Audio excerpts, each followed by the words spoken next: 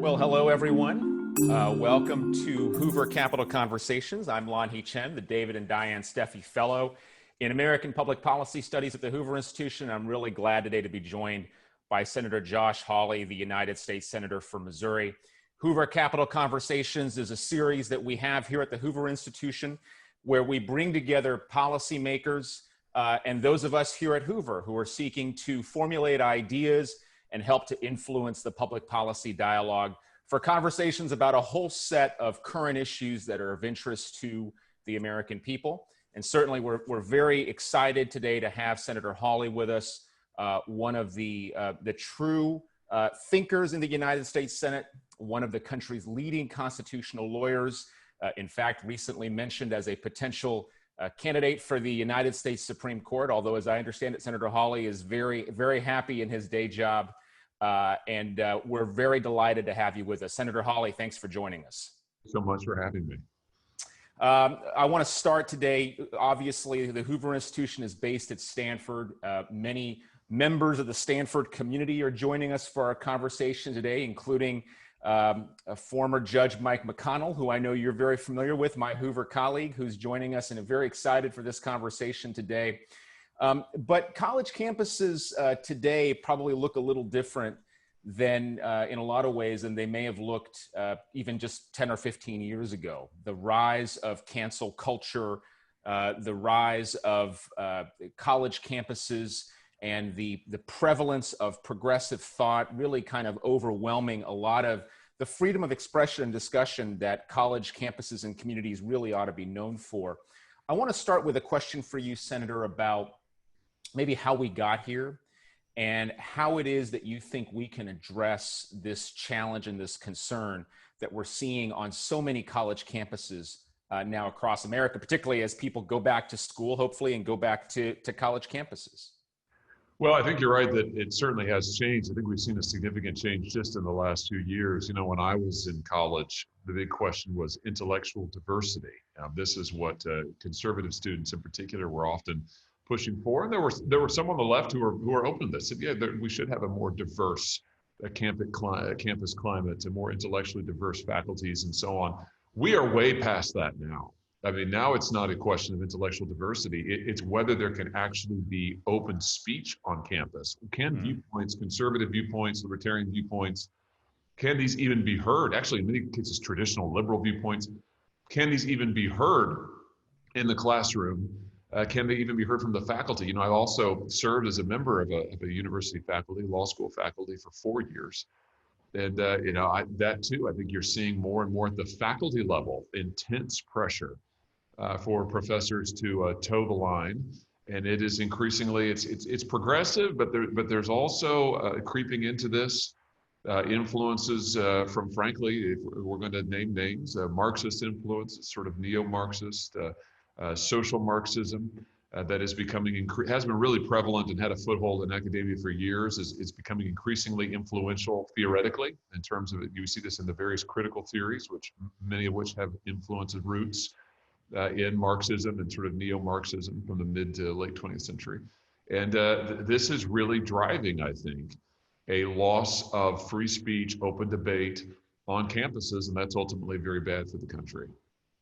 You've talked about this notion of the march to Marxism. I think it's a great term. It's something that we see not just in our universities and colleges, but in communities across America. And one of the ways in which we've seen that has been, frankly, the chaos in some of America's big cities, the degree to which law enforcement in many situations has been outright disrespected. You have sponsored legislation to give every law enforcement officer in America a raise. I know it's an issue you care about deeply. What's it going to take for us to reverse some of this trend that we're seeing? And is it something that public policy alone can do? Well, public policy certainly has a role to play. And that's one of the reasons I think it's an important statement to make, and also it's important policy to embrace that we support our law enforcement. I do think that police are underpaid systematically, to use that word, in this country, and that we have too few cops. I think you can see that now as you look around the country. You look at communities in St. Louis, in my own state, 9 officers have been shot in the line of duty since June. 9 since June. It is open season on police, and that is a direct result of ideas. And so I think it's important to rally public support for law enforcement and in defense of these things that we hold in common, like support for the rule of law, support for due process, and for constitutional norms, which is really what we're fighting over here. I think at a larger remove, what else needs to happen? We're going to have to confront the ideas that are behind much of the modern left, the radical left, that we're seeing gain greater and greater voice in politics in this country, already firmly entrenched on campuses, as we've been discussing. And those ideas from the modern left about structural oppression, structural racism, intersectionality, and so forth, we're going to have to confront those at an intellectual level and show why they're wrong, and show that they're wrong as a matter of history, in terms of the history of this country. This country is not a systematically racist nation, but we're also going to have to expose the fact that these ideas are built on a framework, an intellectual framework, that is fundamentally Marxist in terms of its materialism, that is fundamentally, I think, outmoded and mistaken. And we're going to have to confront that and say, listen, there is a better way here. There's a better way to think about this country. There's a better understanding of our history. And we're going to have to embrace the project of calling Americans back to embrace the things that we love together. One of the things that concerns me the most about the radical left right now is that it is a politics of division. It is a politics of really of righteousness, in terms of self-righteousness, really promoting this idea that unless you absolutely toe the party line, unless you are down the line embracing all, this is even in the racism context, it's not enough to be against racism. You have to be, quote, anti-racist, which actually then becomes an ideological agenda. And folks who use that phrase have a particular ideological agenda that they want you to embrace. I think this turns out to be very divisive. The left is pushing a very divisive program. We need to call Americans back to embrace the things that we love and cherish together. We need a movement of national unity around our shared history, the best aspects of it. It's only when we do that that we can confront the challenges that we absolutely do face as a nation, including those challenges that we inherit from our history. I want to remind our audience that they can submit questions through the Q&A function, and we'll do our best to get those to Senator Hawley. You've talked about all the different ways in which this march to Marxism is impacting future generations as well on college campuses. It's impacting people as they look at the media, as they look at various things that might be around them. What are some other ways that you see people who agree with you and agree with this notion of a need for a broader dialogue around whether it's political issues or civil society issues? How does that happen? What are the venues and the fora where that can happen? Well, we're going to have to try and reclaim space on university campuses and to make it clear that we can have it, to make it a reality where students can actually go and have open, honest discussion and debate without being shouted down, without having their viewpoints shut out. I think it's vital, for instance, that the federal government make it clear that, if universities are not going to provide actual free and open debate, if they're not going to abide by the norms and values of the First Amendment, then they probably shouldn't be getting federal funding. I mean, that's my own view. Listen, universities in this country subsist on federal funding. They could not exist without federal funding.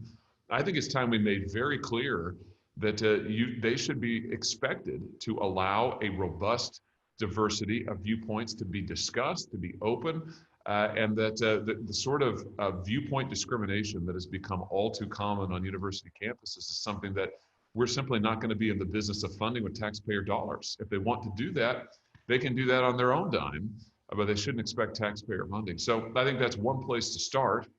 We've also got to claim space in the media. This is why I think independent media voices are so important.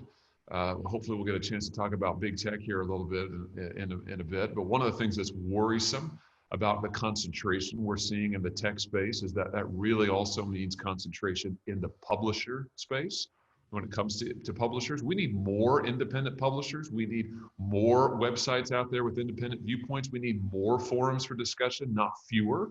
And so I'm very concerned by the trend we see in academia, in media, in the digital space toward consolidation, and consolidation with a very rigid ideological point of view. You mentioned big tech. That's kind of where I want to go next, because unfortunately, I do think that in a variety of different online media, what we have seen is an increasing desire not to promote a diversity of viewpoints, but frankly, to push a particular agenda. Nowhere in my mind was that more apparent than this week, when YouTube made the decision to remove a video interview that we did here at Hoover with one of my colleagues, Scott Atlas, who's now advising President Trump on COVID-19 response, and doing so very ably.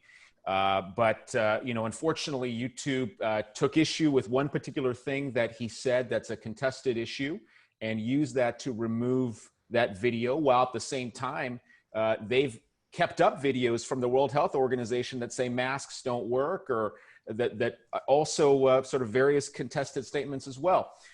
I know you've been a real leader on this issue, so I want to give you lots of time and space to talk about various points. But the first question is, in what ways have the federal government, through public policy that's been enacted in the past, in what ways has the federal government essentially led us to this situation? In what ways have we been brought here so that the tech companies have this ability to discriminate? Yeah, I think you've got to go back and begin certainly with Section 230 of the Communications Decency Act back in the 1990s. You know, that act, as the title suggests, the Decency Act, was formed actually to try and reduce the amount of pornography and other quote unquote indecent material online. And the thinking is that in order to incentivize the then nascent tech industry, there weren't really platforms then, but some of these online companies, in order to incentivize them and indeed to protect them as they carried out the statutory obligations to take down porn and other material of that nature, that Congress would give them protections so that they couldn't be sued when they moderated content. In other words, they wouldn't be treated like a traditional publisher in moderating content, because Congress wanted to give them the protections to take down that kind of indecent material. Well, that was a long time ago. The courts pretty promptly struck down the various requirements for taking down pornographic and other indecent material, and that left the tech industry, the digital world, with these protections under Section 230, which courts then turned around and made even more robust. They actually strengthened the protections under 230 in a series of court rulings over a decade and a half. And so what we're left with now is these tech companies behave like publishers. They do absolutely moderate content. They do increasingly apply an ideological filter. They behave more and more like newspaper editorial boards, but they can't effectively be held accountable. You can't sue them. There are no means of redress effectively for customers, for clients, for users. And that turns out to be a big problem. And when you combine that with the consolidation of the industry, you mentioned YouTube. YouTube is, of course, owned by Google. You've got Facebook and Google, who are the major players in the social media digital platform space. You've got Twitter also, but Twitter is significant, but doesn't have nearly the punch that those two companies do. And then you've got Apple as well, but Apple doesn't have quite the digital platform of Facebook and Google. So you look at Facebook and Google, their market power is enormous. Their control over the flow of information in this country is unprecedented in American history, and they are more and more actively putting their thumb on the scale in favor of their ideological agenda, whether that's taking down videos like that with Dr. Atlas, whether that is removing pro-life videos, as YouTube and Instagram owned by Facebook, have done repeatedly. We're seeing more and more ideological bias. And the truth is, when you're so big and so powerful and monopolistic, it's scary and frighteningly easy to do. So you have proposed some changes along with some colleagues of yours to Section 230. Maybe talk a little bit about what the policy response is, what the right policy response is as we sit here today. And I think when it comes to 230 in particular, the solution that I think makes the most sense and is the easiest is pretty simple. Every platform, Facebook, Google, and their subsidiary platforms, have user agreements. I think we should make those enforceable. enforceable at law, so that individual users can go to court if there's a violation of the user agreement. What's that mean in practice? As part of the user agreement, they pledge not to discriminate. They pledge to adhere to particular content moderation guidelines. And so my proposal is those ought to be legally enforceable. So if you are someone like Dr. Atlas who is being discriminated against, you have a grievance, you feel that they have not actually abided by in an even-handed way their user agreement, you ought to be able to take them to court. So they obviously hate this proposal, they being the platforms, because it would introduce real accountability around the terms that they write. You know, the thing is, Lanhee, that they say all the time, oh, well, we don't engage in viewpoint discrimination. Right. You know, we promise not to. My proposal would just make that enforceable. It would take them at their word and give the customer, the user, some real authority. We have huge bargaining power disparity here. Right now, the platforms have all the power. The user has no power. That's a huge problem from a bargaining power perspective, also a huge competition problem. So I think giving the user some real power at law would make a huge difference. Also, we've got to introduce more competition. We need more competition in these markets. We just had a hearing in the antitrust subcommittee yesterday about Google's control of the advertising market online. You know, Google has a preponderance of control in every segment of the online advertising market. So much so that if you're a small independent publisher, you rely on Google in order to get the advertisements that fund your website. And if Google decides that they don't like your site or want to shut you off, they have the power to kill you. You know, the Federalist website, a conservative website, encountered that earlier this summer. Google contacted them and said, we're going to take you off of our ad platform, which meant effectively the Federalists couldn't get any money to fund their site. And why? Because NBC News had complained to Google that the Federalists was engaging in racist and discriminatory content. Totally false, totally false. But the Federalists faced the prospect of annihilation, not at the hands of a government regulator, at the hands of Google. And they could do that because they exert such control and dominance in advertising. So there's a lot of power that these companies have amassed, and whether it's online advertising, whether it's data, their control over our data, whether it's speech, we have a lot of work to do in protecting consumers and reintroducing healthy competition.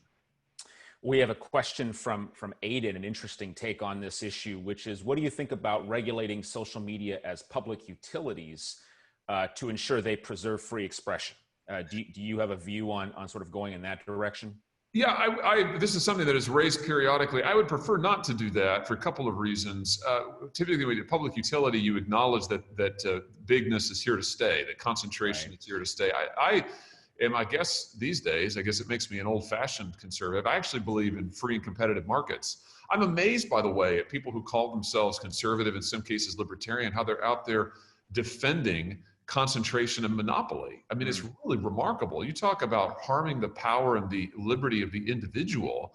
I mean, this is why we believe in free and open competitive markets. So I think we need more competition, not less. I'm leery of government regulation that would partly take over these companies and run them like public utilities, public monopolies that would entrench their power. I think what we want to do is sort of break up some of that power, that concentration, by introducing more competition. So I think the better thing to do is to shift the balance of power back toward the users when it comes to speech, by giving them the option to go to court and to say, I was discriminated against. They haven't abided by their terms of service. That would be a targeted repeal of Section 230 that I think would be tremendous. And then for competition, we need to give people power over their own data. We need to require the companies to embrace interoperability protocols. So that just means people can transfer. If you decide, hey, I want to take all my Facebook information, I want to go to a competitor, they should be able to do that. They, the consumer, us, ought to be able to do that with ease. That would help introduce more competition. And every American should have the right not to be tracked if they don't want to be. Right now, the way these companies make their money is they track us around the web without our consent, and then they sell ads to us. Every American ought to have the right to say, I don't want to be tracked. I want to have my own personal information remain private. That, I can tell you, would force a huge business model change in Silicon Valley. You know, Senator, a lot of these ideas you're talking about are common sense ideas, it seems to me. A question about the politics here. I would guess that there might even be a few progressives who agree with you on the need for some of these changes and reforms. Do you think there's the hope of any kind of a bipartisan agreement on pieces of the agenda that you've laid out? I sure hope so. And I think you're right. You know, if you look at my own legislative work in this area, I've introduced a series of bills in the tech space relating to Section 230, relating to privacy, relating to data transfer and interoperability. And a majority of those have Democrat co-sponsors. I mean, my main partner in the effort has been a Democrat. And I think that is a tremendously positive. And I hope that we can continue to build consensus. I will tell you that in the short year and a half that I've been in Washington, I've seen a very significant change on this issue. You know, I first started to talk about the need to reform Section 230 a year ago. I couldn't get any takers. I mean, I couldn't get anybody to sign on to that.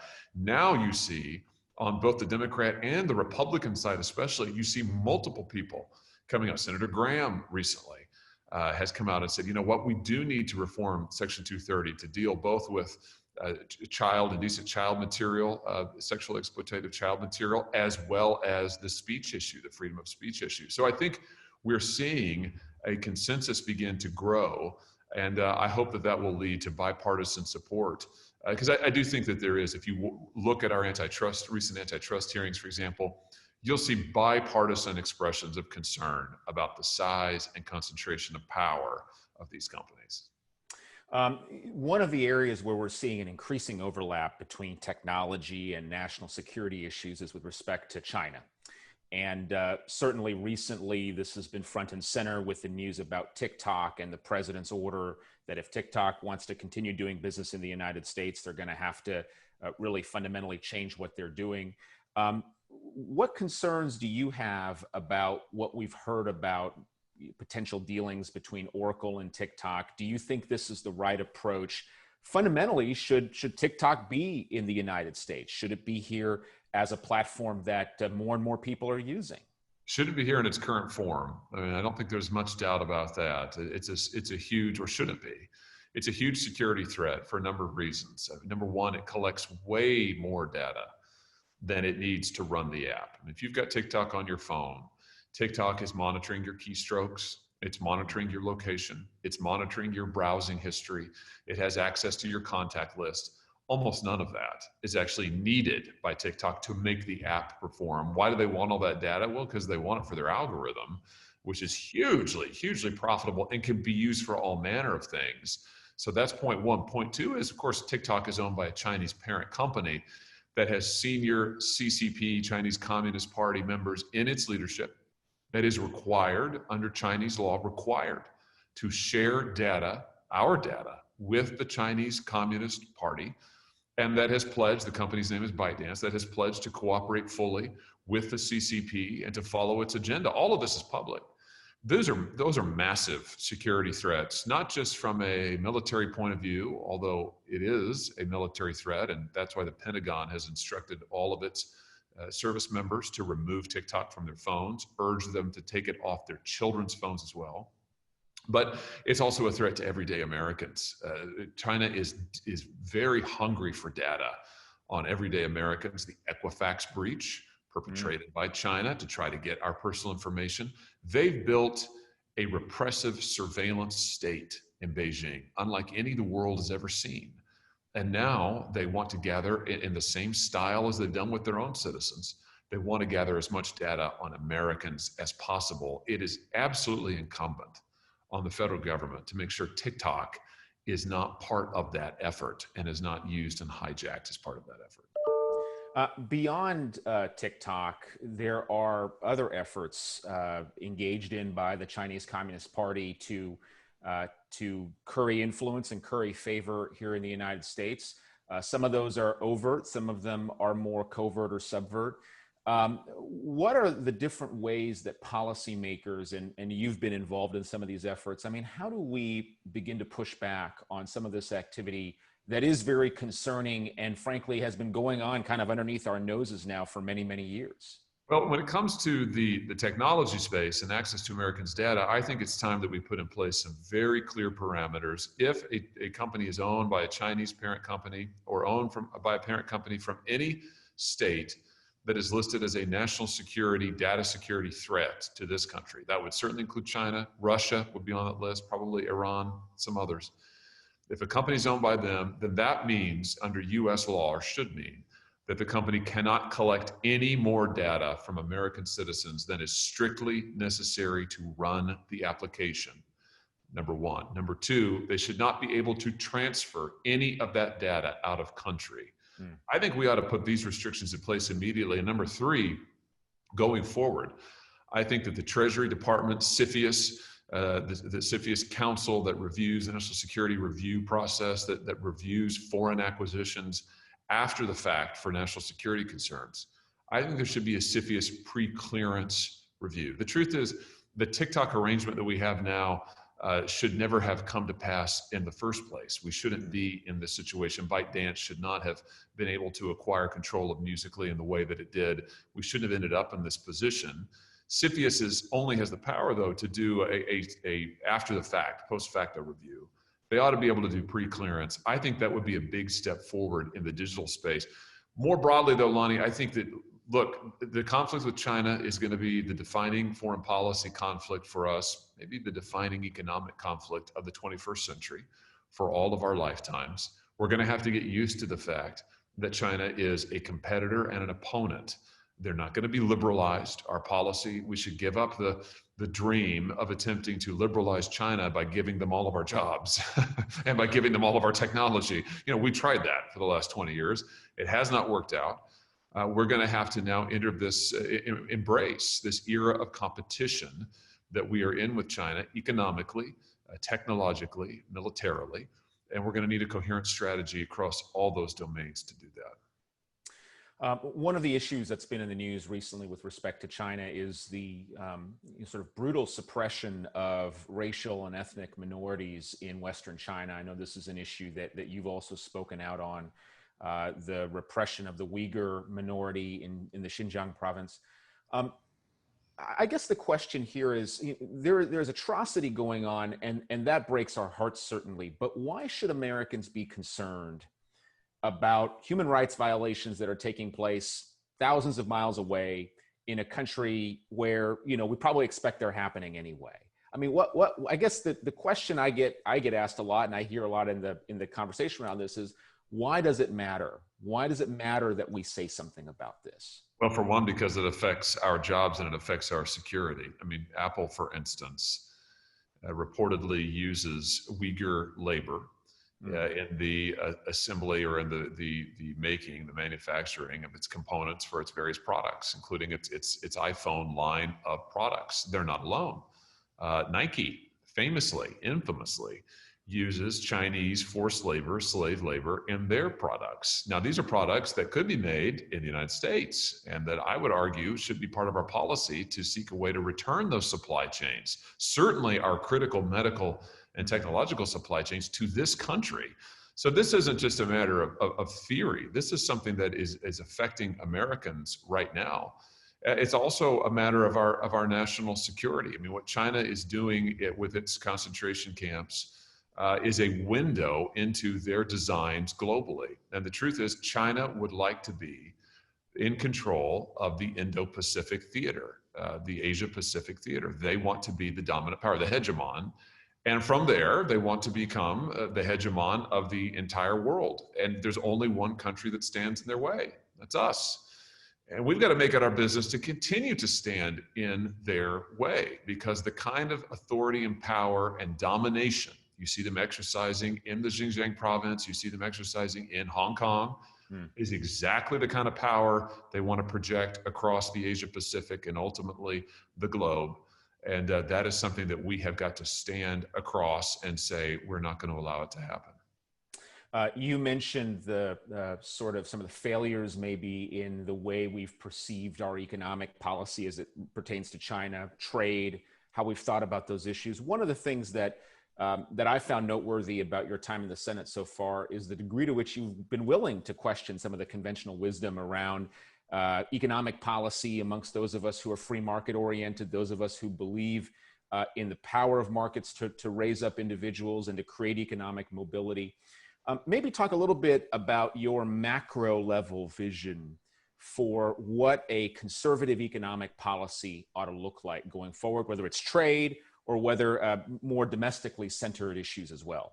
And I think we've got to start by asking ourselves what kind of a country we want to live in. And then we build our policy around that.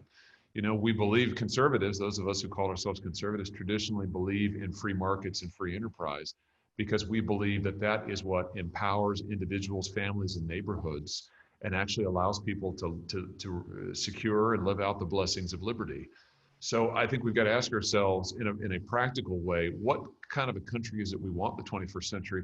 One of the huge problems we face right now is lack of opportunity over recent decades for folks who don't have four-year college degrees, for folks who belong to the working class of our country, who don't have as many skills, who get classed as medium or low-skilled workers, is what economists call them. We've seen job opportunities, income opportunities for those folks decline and in many communities dry up. That happens in rural areas like the one that I grew up in. It happens in the urban core.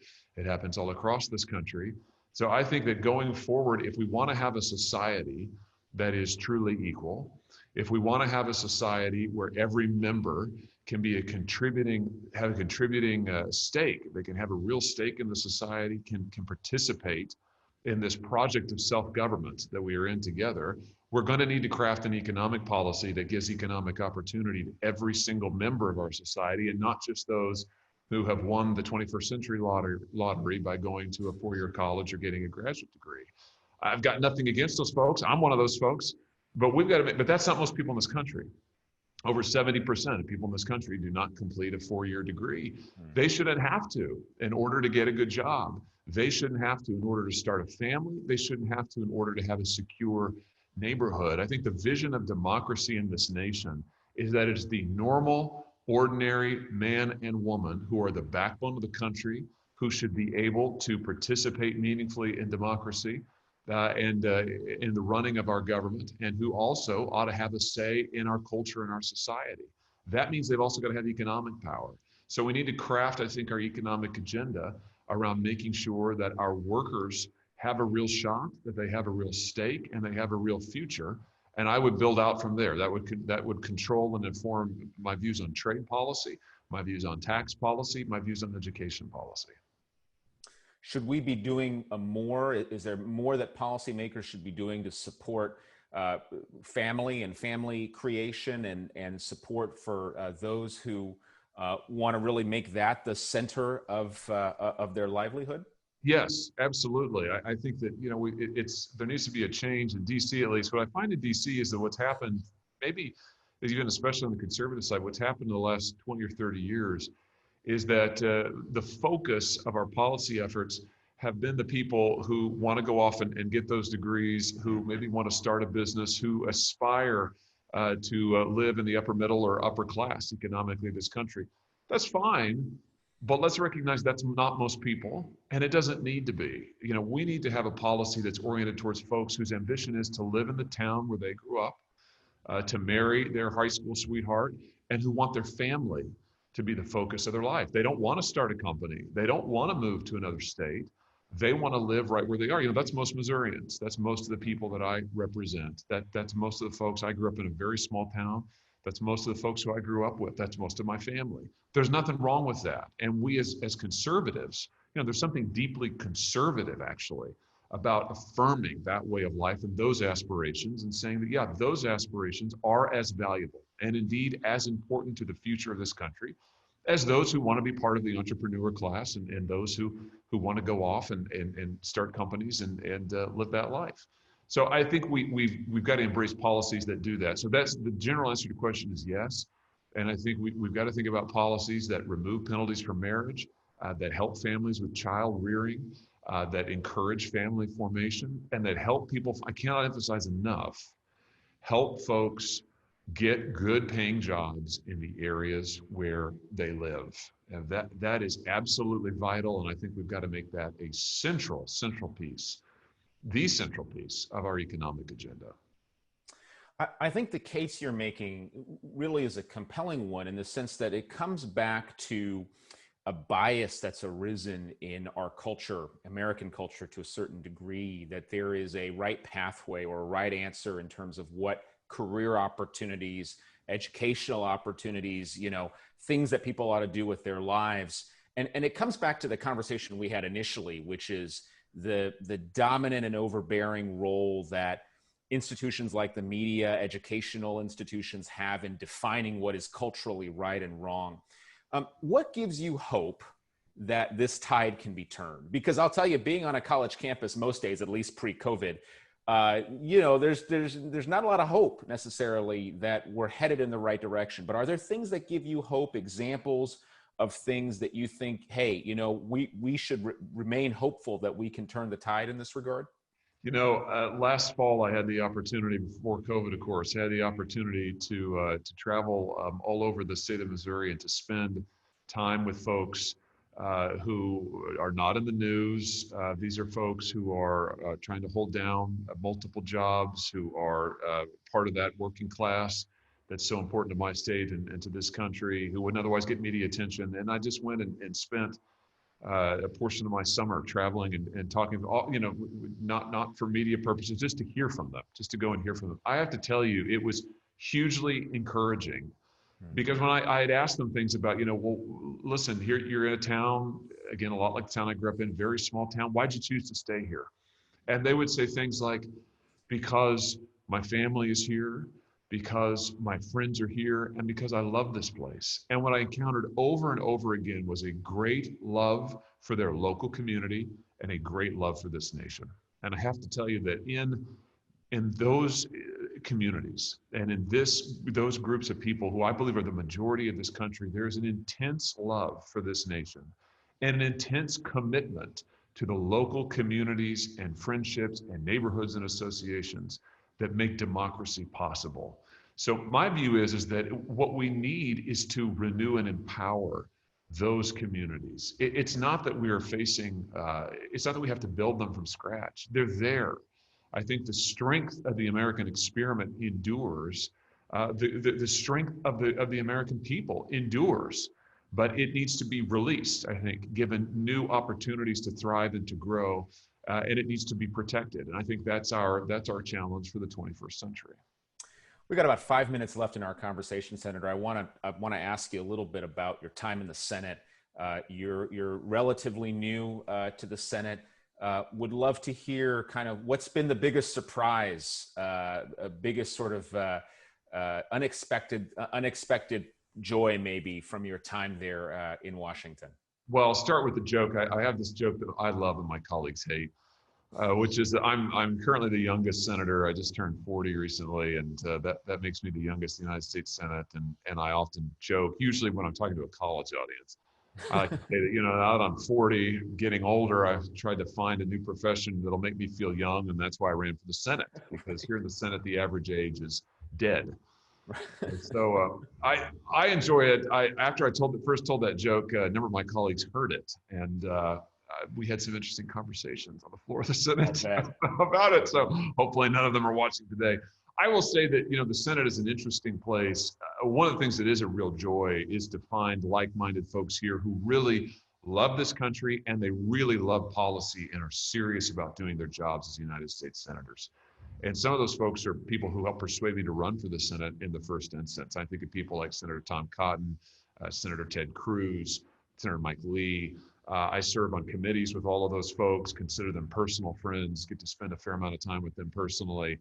And I could go on. Those are just folks who I particularly collaborate with quite a bit. And, each of those individuals so committed to doing the work of the United States Senate and to generating new ideas to try and actually provide fresh leadership.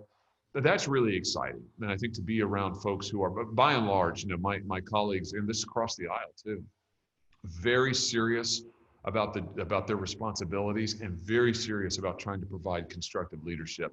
And that's been a wonderful thing to discover, and it's a great atmosphere to work in. One of the topics that's been talked about a lot recently with respect to the Senate is the filibuster. People sort of, some argue it's antiquated. Some believe it's essential to the essence of the Senate, to keeping it what it is. Do you have a view on the filibuster and whether it ought to continue? I have to say, I don't love the filibuster. I don't, which probably puts me in the minority in my party currently. I don't love the procedural apparatus that has grown up around the filibuster, the traditional filibuster, which has changed over time in the United States Senate. But I think we're at a point now you can see procedurally where very little gets done in the United States Senate without 60 votes. Part of this is due also to the budget process, to be frank with you. I mean, the budget is the biggest thing the Senate does every year. The Senate budgeting process is totally broken. The 1974 Budget Act, the Senate hasn't followed, even attempted to follow that act since 1996. I was 16 years old in 1996. I mean, this has been a little while ago. That process, which structures so much of our business in the Senate, is just fundamentally broken. And here's the bottom line on that. You have 100 senators, 435 House members, but there's really only 4 people who matter for the budget for the United States of America on the congressional side. It's the Senate Majority Leader, the Senate Minority Leader, the Speaker of the House, and maybe the House Minority Leader, although the Minority House has few rights, and the President of the United States. That's it. Everybody else could essentially go home. They play no meaningful role. This, from an institutional point of view, and I would argue from a democratic point of view, this is a problem. I know we've got some historians who are, I think you said my old boss, Michael McConnell, may be watching us, and I know that Judge McConnell will know, and many others, that, how did we get parliaments in the first place? It was to control the spending, to protect the people's money. And so now we have evolved a process in this government where only 4 people essentially matter in a real way. Yes, we get to vote at the end, but the meaningful deliberation control done by a small handful of people, that is dysfunction. That's not the result of any one person or some nefarious cabal. That's the result of institutional dysfunction over many years. So I think that we need to think about systemic reform in the United States Senate. The filibuster is part of that, but I think a lot of times when people think about the difficulties, the dysfunctions of the Senate, it actually has to do with the overall shape of our business. And I think there's no doubt that there needs to be some serious reforms. So I want to close today with one last question. It comes from Larry. We started with Stanford. I'm going to end with Stanford and ask you, how do you think your time at Stanford did or didn't prepare you for what you're doing today and the kind of activity you're doing today? And any advice for any Stanford undergraduates who might be watching today? Well, I loved my time at Stanford. I learned a lot there. I was challenged there. I mean, one of the reasons I wanted to go to Stanford, being a kid from small town in the Midwest, is that I wanted the challenge. I knew it was a liberal place and it did not disappoint. And I knew I'd be challenged. I knew I would have to defend myself. I knew I would be pushed. It was also at that time to a place that really welcomed robust debate, open debate, which may have changed, I think, in these intervening years. But I was pushed. I was challenged in my time there. It made me really think through my core beliefs and to get comfortable defending those. And I really was well taught. I was tremendously well taught at Stanford. To take just one example, Professor David Kennedy, the history department, now emeritus, I think David still teaches, which is tremendous. David was one of the first professors I had as a freshman. He supervised my research that I began as a freshman, and all 4 years helped guide me through my studies. I learned so much from David. He would probably want me to say that our politics are very different. I think he would demand, in fact, that I put that out, which is true, but partly for that reason. Then the back and forth with him, learning how to think like a historian, learning to take seriously opposing viewpoints, learning how to do research, learning how to put yourself in the shoes of those in the past, and then how you learn from mistakes that were made in the past and think about what that means for the future. I'd learned a tremendous amount from him and from his colleagues in the history department about how to think. He never tried to teach me what to think, but he was very interested in teaching me how to think like a historian in particular, but more broadly. How do you think? How do you work through problems? How do you express yourself clearly? So I was tremendously blessed with the teachers that I had. David was just one. There were many, but he's one who certainly has influence is significant. exerted a significant amount of influence on my life direction. And I'm grateful to him and for all of those who taught me there at Stanford. Well, we appreciate the time you've taken today to spend a little bit of your day with us and talk about these important issues. Thank you, Senator Hawley, for joining us on Hoover Capital Conversations. Really appreciate it. Thank you. We'll have another Capital Conversation soon. Go to hoover.org/Capital Conversations for more. Have a great day.